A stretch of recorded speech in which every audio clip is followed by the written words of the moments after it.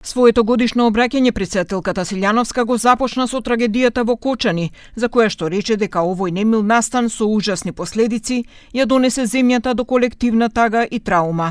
Барањата на родителите за правда се легитимни и се од исклучително значење и судството е тоа што треба да ја донесе правдата, истакна таа. Ја разбирам болката на семејствата на настраданите. Го разбирам нивниот оправдан гнев и бес.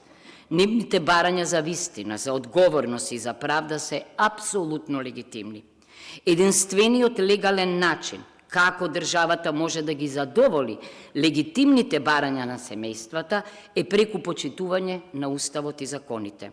Вон системското постапување. Сепак најголем дел од својот говор Силјановска го посвети на евроинтегративниот процес на земјава и блокираниот европски пат. Рече дека и покрај тоа што имаме постојани резултати, нашиот проблем не се копенхагенските критериуми, туку уставните измени. Ако Европската унија има решение за Украина, мора да најде и за нас, нагласи Силјановска.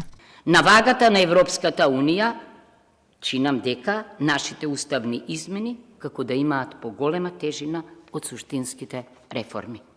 Без јасни гаранции од ЕУ и од Бугарија и без соодветни заштитни механизми, со уште една уставна промена, ние ризикуваме од овој процес да излеземе, како што старецот на Хемингвеј излезе од морето, со костур од риба, со соголен, изглодан суверенитет и идентитет, национален и културен.